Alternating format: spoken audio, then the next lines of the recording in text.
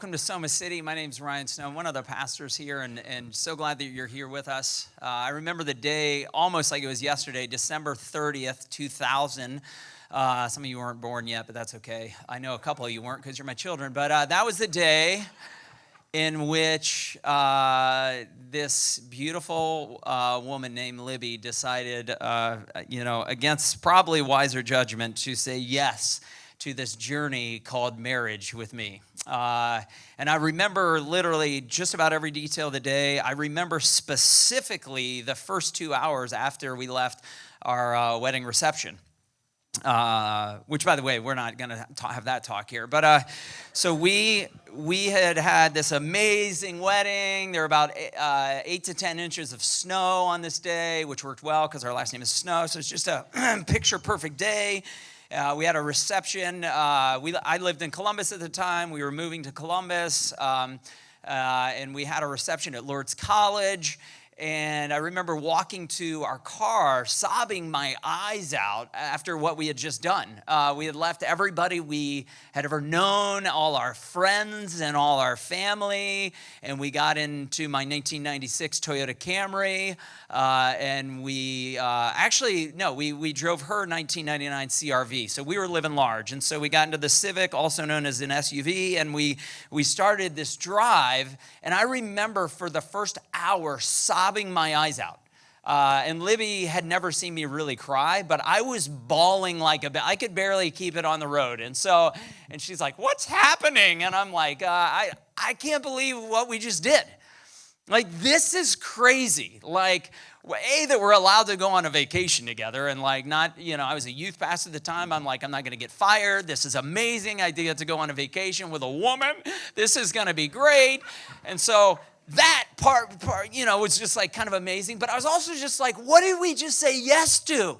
Like, we just stood before like 500 people and said I was going to be this amazing man, and you're already going to be this amazing woman. You are this amazing woman, but I just said yes to a lot of things that I'm not that sure I can actually do any of that. Like, love you unconditionally, love you well. And, I entered into this crazy world called marriage.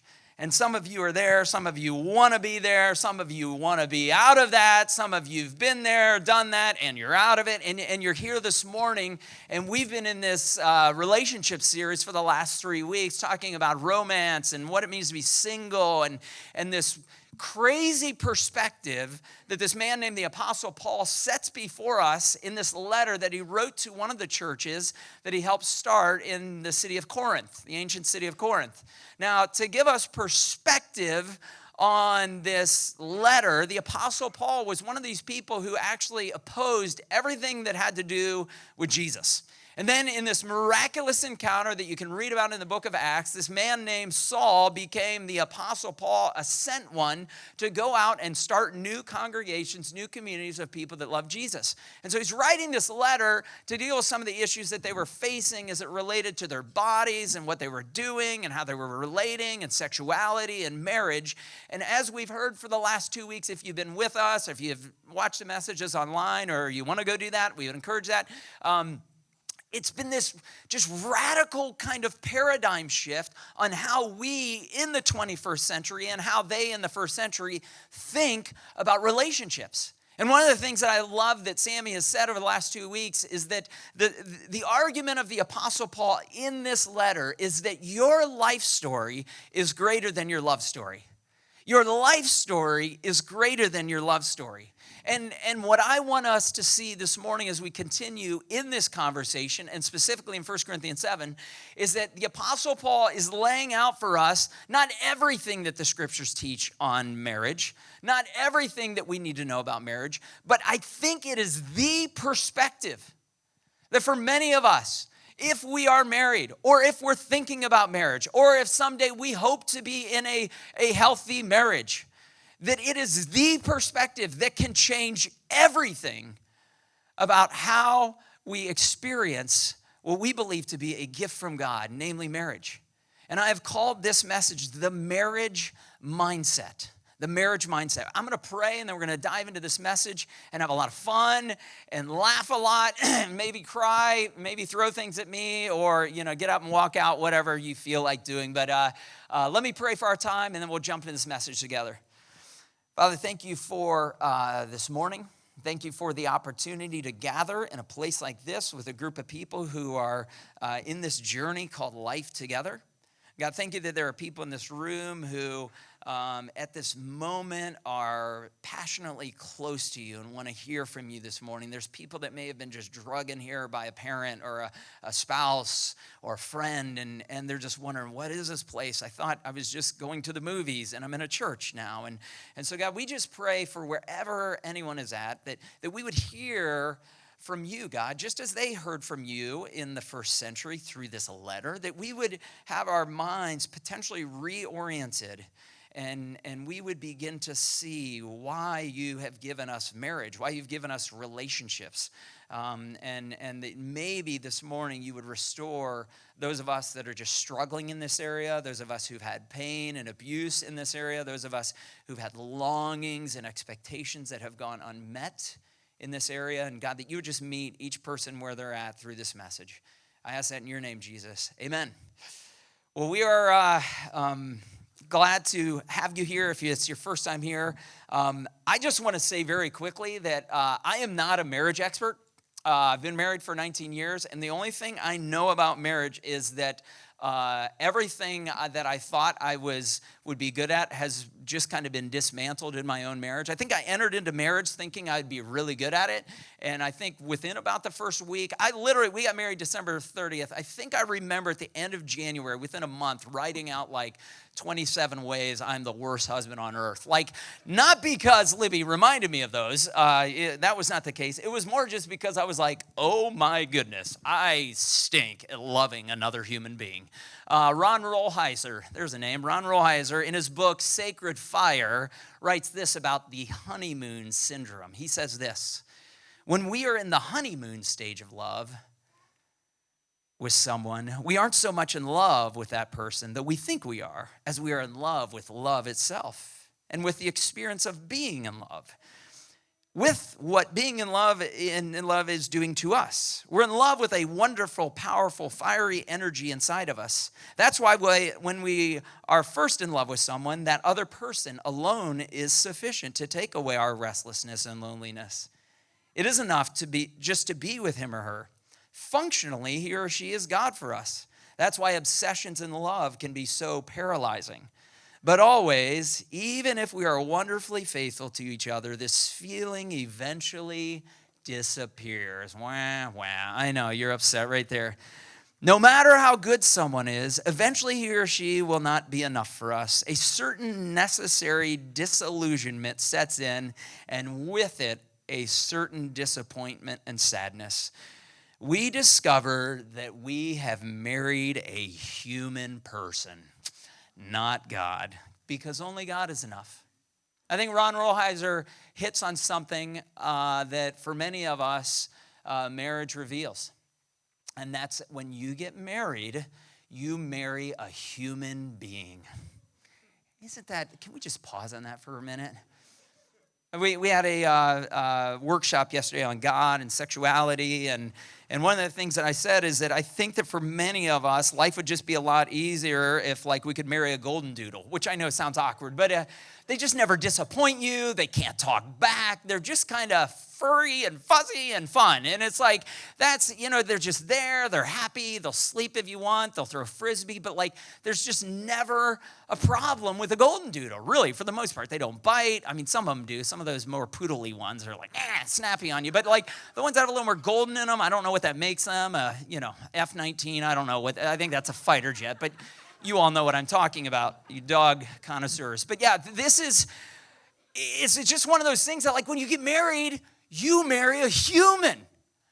I brought with me some of my favorite toys that I have in my house. That sounded weird, but yeah, so let me hurry. You're like, what does he have in that bag? So these are from my daughter, Emma, and they were clearly in there doing something. What were you two doing in the bag? So this is Ken and Barbie. And Emma and I regularly play with these. I'm Ken, and she's Barbie. And so, well, one of the things I think we enter into marriage and we think this is us, right?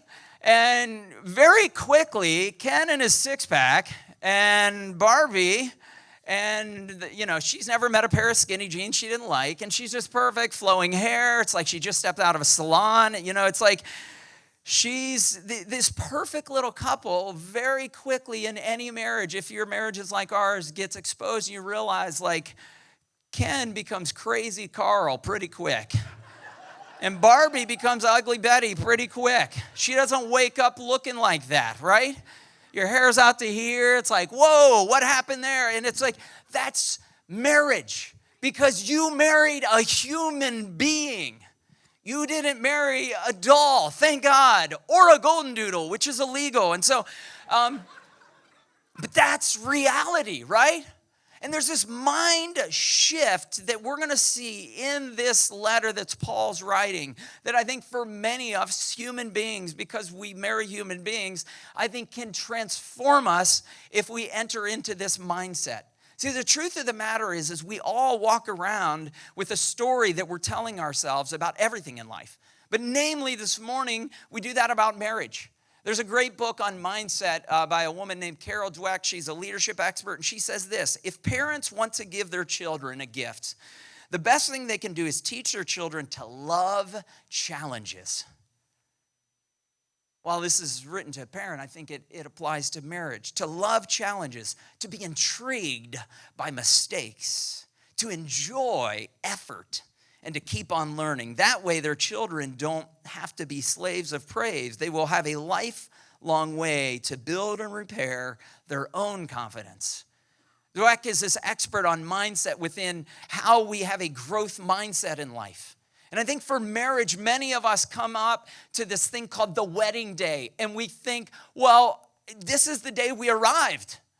This is when, like we put on our pretty dress, and he put on that tuxedo, and he's never looked like that again. How do we get you back to that? And, it was this perfect day, and there were flowers, and there was food, and there were people, and everybody wanted our pictures, and we were so important for that day. And then we woke up the next day, and it was just us again. And we married a human being. We didn't marry Ken or Barbie. And all of a sudden, this mindset of like, this is going to require effort. This is going to require a new mindset to figure out, how do I love another human being? One of the quotes Sammy used a few weeks ago by Rebecca McLaughlin, she writes this: recognizing that marriage at its best points to a much greater reality relieves the pressure on all concerned. In one sense, human marriage is designed to disappoint. It leaves us longing for more, pointing to the ultimate reality of which the best marriage is a scale model. We're going to dive into 1 Corinthians 7, this letter that Paul writes. And I think what he's arguing for in this is that our perspective would have a massive shift so that we can truly step in as husband and wife into this journey where our life story is greater than our love story. If you have your Bibles, you can read with me. If not, the words will be up on the screen. 1 Corinthians 7, verse 29, Paul says this: let me say this, dear brothers and sisters, the time that remains is very short. So from now on, those with wives should not focus only on their marriage. Those who weep or who rejoice or who buy things should not be absorbed by their weeping or their joy or their possessions. Those who use the things of the world should not become attached to them. For this world as we know it will soon pass away. I want you to be free from the concerns of this life. An unmarried man can spend his time doing the Lord's work and thinking how to please him, but a married man has to think about his earthly responsibilities and how to please his wife. His interests are divided. In the same way, a woman who's no longer married or has never been married can be devoted to the Lord and holy in body and in spirit. But a married woman has to think about her earthly responsibilities and how to please her husband. Then he says this: I am saying this for your benefit, not to place restrictions on you. I want you to do whatever will help you serve the Lord best with as few distractions as possible. Paul is saying that the perspective that can change everything in your life and my life is to realize that our time in this life is short. And I don't think many of us have this perspective. I think many of us are clinging with a death grip to this life. And if you know anything about reality, the reality is what James, the brother of Jesus, would say later in James. He would say that our life on earth is but a vapor. We are like here today, gone tomorrow. This momentary stage of existence. And Paul is saying, I want you to view your marriage and all of your life through that lens and that mindset. The marriage mindset that Paul wants us to have is, I want you to see it in the breadth and the depth and the length and the height of what existence really is all about. Like an idiot, I run marathons. And, I think about a marathon, and a marathon is literally just a collection of hundreds and hundreds and thousands of steps. You start at the starting line, and if everything goes well, you make it 26.2 miles down the road, and you drink some Gatorade at the end of it, and somebody gives you a medal, and you feel good for about 3 hours, and then you're like, that was dumb, and it's a really interesting thing. You're like, why do you do it? I don't know. Don't ask me that. I can't think about that right now. But you do these things. And I think about this life, and the brevity of this life. Most runners run about 180 steps a minute. That's 180 times on your feet. And I think this life is kind of like our whole life. Even if you live to be like one of these people that's 110 and you're just like, help me, get me out of here. It's like, even if that's you, like this life is like just one of those steps. And that's for us what we think about, and that's what we consume about. And we just paralyze our lives and our minds about how great that one step is. And what Paul is saying is, I want you to have an eternal perspective. That right there can change everything. And I think for many of us, we fail to have that perspective. So what does that perspective do as we think about human marriage? As we think about this thing that is part of God's plan? One of the things I think we have to realize is that human beings, God's plan A for showing the world his love is through human beings. I think sometimes we think, shouldn't he just zap people? Shouldn't he do more writing in the skies? Shouldn't he do something more miraculous? You, my friend, are the miracle. If you're a follower of Jesus, if you're in love with who Jesus is, you are God's plan A for showing his love, showing his kindness, showing his grace, showing his generosity to the world around you. I mean, that's really the vision of Soma City Church. That we would just be a community of friends of Jesus and go out into our communities, our neighborhoods, our soccer clubs, our whatever you're into, and we would just befriend people with the love and the generosity and the kindness and the winsomeness of Jesus. But when we think about marriage, I think sometimes we put it on this pedestal. And we go to marriage saying, I want you to meet my needs. And we read books like His Needs and Her Needs, and we're like, what's your love language? And all of those things are important conversations, but sometimes they're just missing the point because we've put it up here and said, if this will just meet this restlessness, this angst in my heart, then I'll be fulfilled. I want marriage fulfillment to fulfill the ache and the vacuum in my soul. And it never will. It won't. It wasn't designed to. What it was designed to do is to do what you do as a human being. It was designed to be two people coming together who are so aggressively in love with Jesus that they just keep bumping into each other. And they're like, I keep seeing you here. Yeah, why? Well, not because you're kind of cute. You're kind of fun, and you seem great, but like you just love Jesus, and that's so attractive. And if two of those kind of people come together, they become another vehicle to reveal God's love to a world in desperate need of it. Like, that's the point. The point is not she will meet your needs. He will, calm that ache in your soul of loneliness. It just disappoints us because it's not designed to do what so often we want it to do and the wedding industry that's out there wants it to do. We've marketed it as this thing. We've placed it higher sometimes than Jesus, and we said that right there has to satisfy me.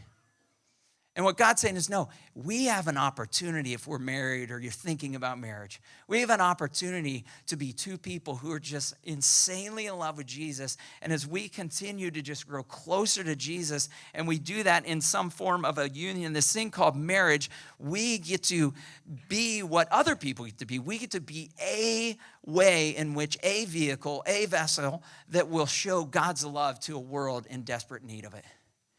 And this mindset, this paradigm shift is not one that I entered marriage with.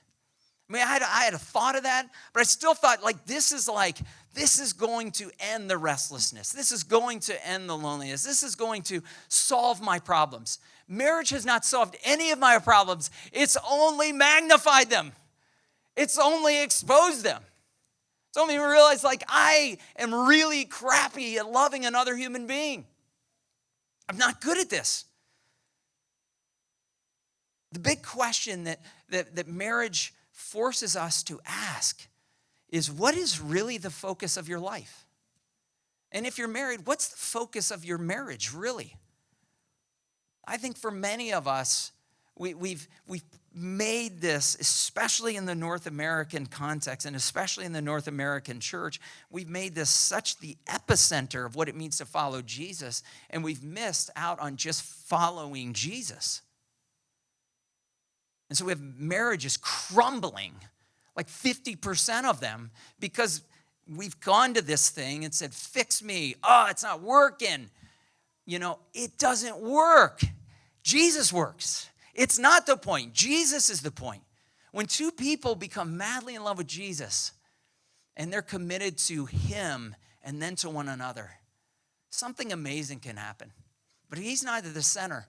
It can just be absolutely devastating. And some of you in this room know what I'm talking about. You're living that right now. There's this wonderful book by a man named Francis Chan. He and his wife Lisa wrote it, and it's Marriage in the Light of Eternity. And he says this. I'll quote him at length. I apologize, but we'll go slow. He says, eternal mindedness keeps us from silly arguments. There's no time to fight because we have better things to pursue than our own interests. Too much is at stake. God created us for a purpose. This is the mistake a lot of couples make. They spend a lot of time looking at themselves and each other, but very little time staring at God.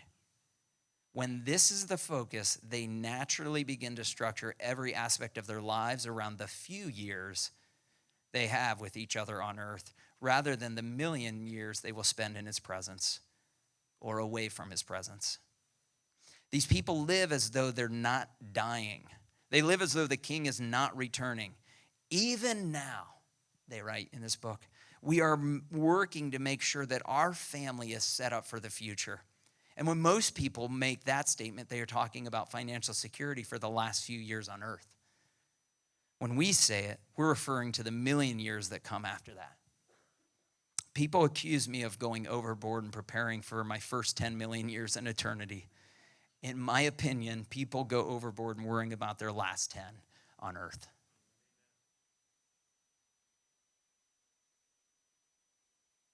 I think the secret sauce to a faithful and fruitful marriage is stepping into, maybe even taking a baby step this morning, towards this paradigm shift. Ecclesiastes tells us that God has set eternity in our hearts.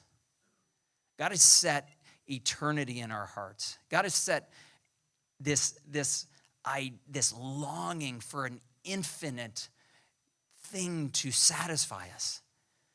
So to go to marriage, to go to more money, more anything, to go to anything, it will disappoint us. Look at what Paul says in verse 29. He says this, let me say this, dear brothers and sisters. The time that remains is very short. So from now on, those of you with wives should not focus only on their marriage.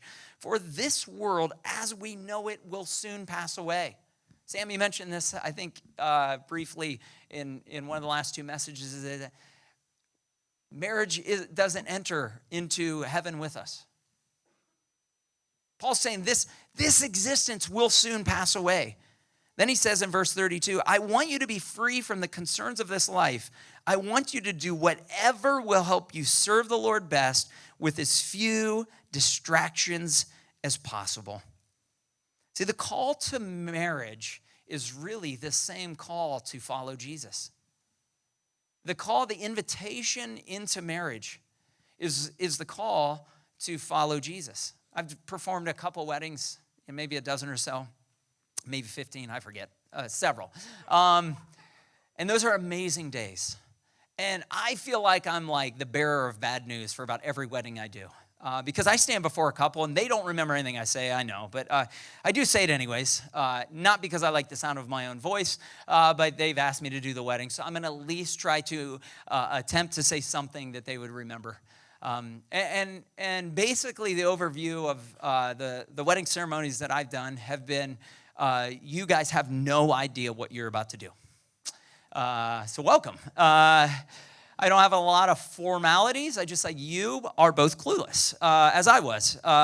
And you are entering into something that is going to be the most demanding, exposing, revealing thing that you've ever entered into. This person's going to see the best of you, the worst of you, your warts, your problems, what you look like without makeup, what you look like in the morning, what your breath smells like in that moment. They will see it all.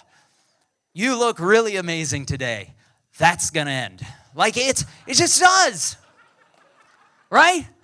And so we go through this, and they're like, oh, you're so mean, cut to the song, like, can we get a scripture reading? Hey, pastor, it's like, but this is what I do, because I'm like, you are standing up here before all these people who are just here because you have an open bar afterwards, and by the way, and you are here having this amazing moment that we are so glad to enter in with you. But just so you know, what you are committing to is laying down your life for one another. And so I hope you take this serious, because the call, what you're committing to do, is not just this formality. It's this radical thing that you cannot do on your own. You are being invited in this day to die to yourself. And what would Jesus say when he would ask people to follow him? Any man who would not take up his cross and follow me, any man who would not deny himself cannot be a disciple of mine. See, I think the problem for many of us, if we were to be honest, is marriage is so difficult because it forces us to come to the end of ourselves. And I think that's why for many of us, when we signed up for marriage, what we really signed up for was just a lifetime of honeymoons. And so for many of us, it's just like, this ain't working. There's no such thing as a lifetime of honeymoons unless you just go from one to one to one to one to another. And so the call to follow Jesus is really the call of what we're being called to in marriage. It's the call to lay our lives down. So I think for many of us, we've turned this Christianity thing into where following Jesus, we've said, well, let's be followers of Jesus. Let's just not imitate his patterns. Let's not imitate him. I mean, here's Jesus, leading these disciples around, and he gets on his knees and he begins to wash the feet of his disciples. And Peter says, no, don't touch my feet. You can't do that. And he's like, if I don't touch your feet, if I don't clean your feet, Peter, you can't have a relationship with me. He models for us this laying down my life for you love for the disciples, so that they would then go and model that for the people they would encounter. And I think marriage is the most amazing opportunity for those of us in this church who we talk a lot about loving our neighbor. You know who I think your first neighbor is if you're married? It's your spouse. It's so much easier to love that guy down on that corner who, just needs a sandwich thrown in him or something else. It just is. It is hard sometimes, right? to love that person who doesn't appreciate you very much. Like, man, I wish, didn't you know my love language was appreciative love? Didn't you know that? And you're not doing that. And so I'm going to just become bitter at you. I'm going to become angry. You know where loving your neighbor begins? Your first neighbor is your spouse.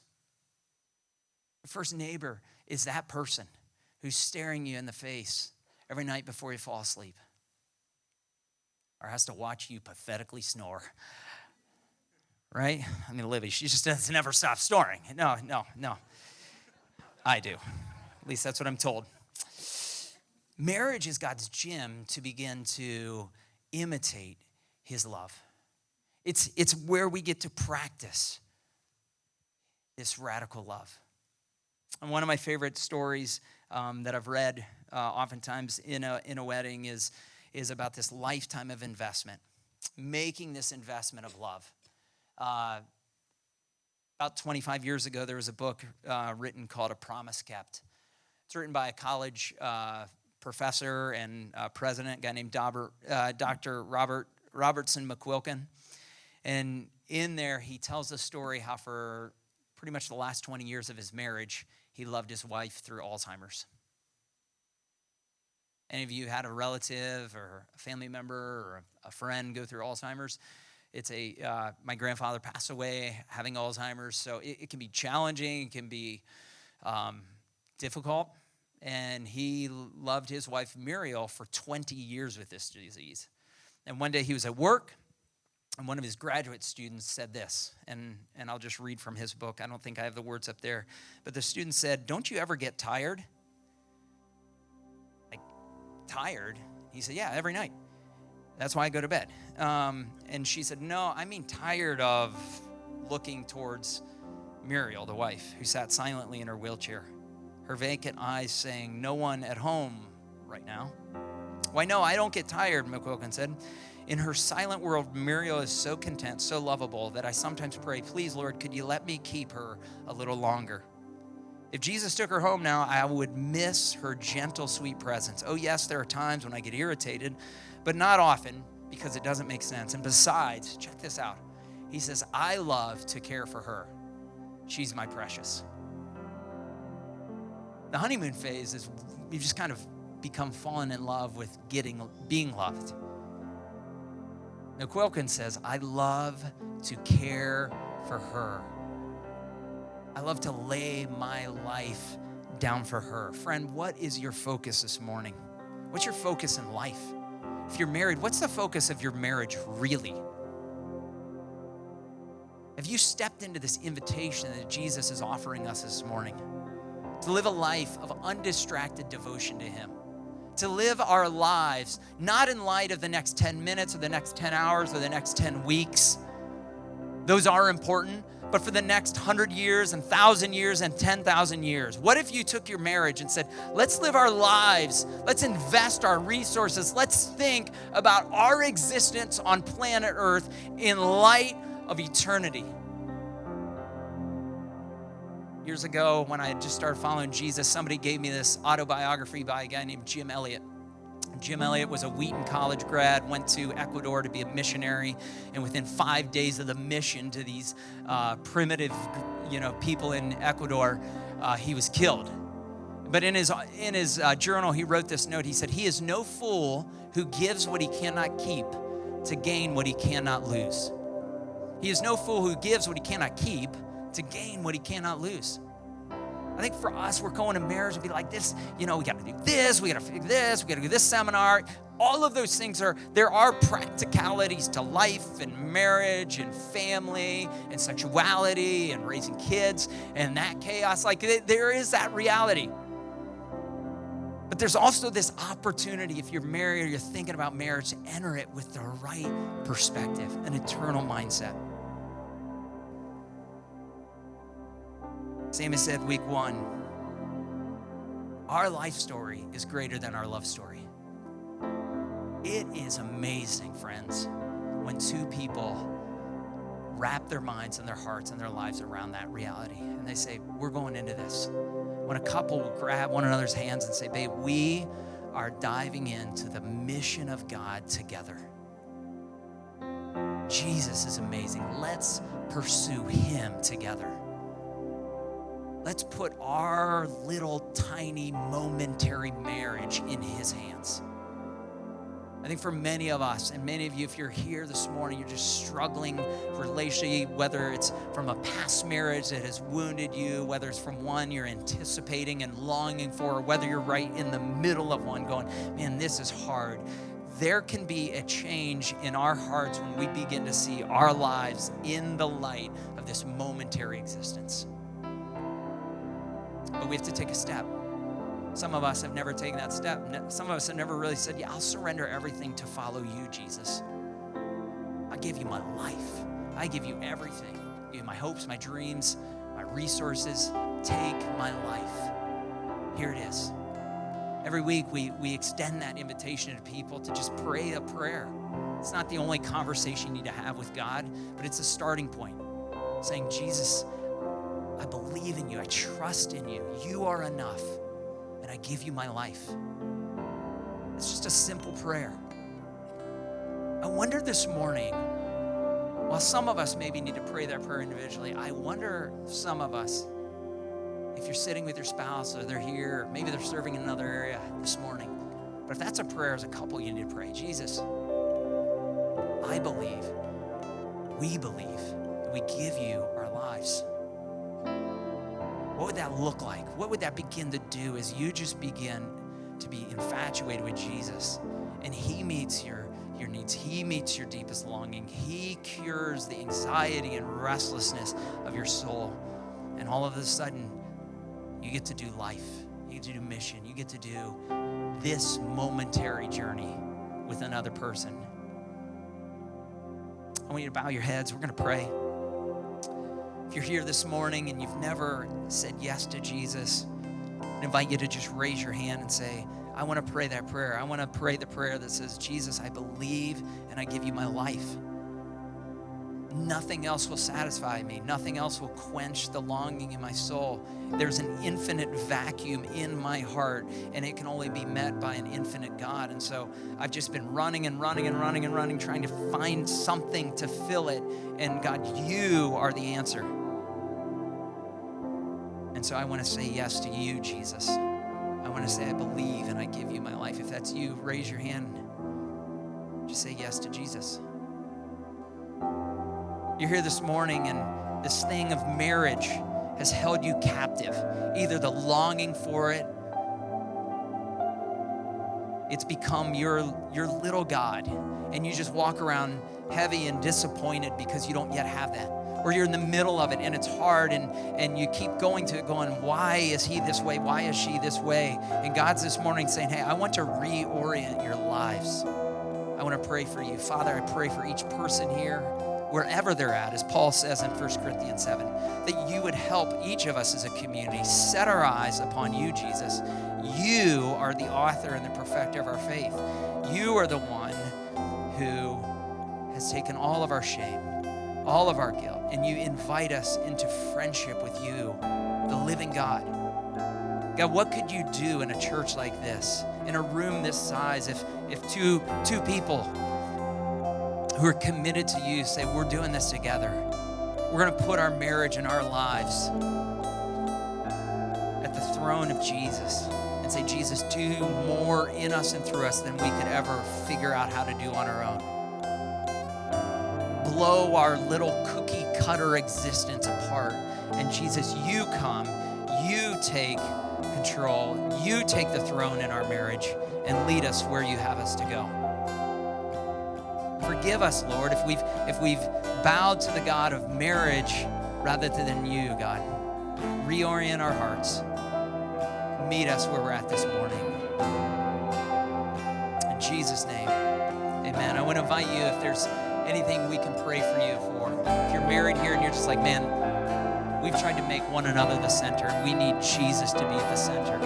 You're here going like, I want marriage to meet this longing, and you need Jesus. To my left and to your right, there will be some people who would love to pray for you. Let's stand. We're going to close just worshiping Jesus.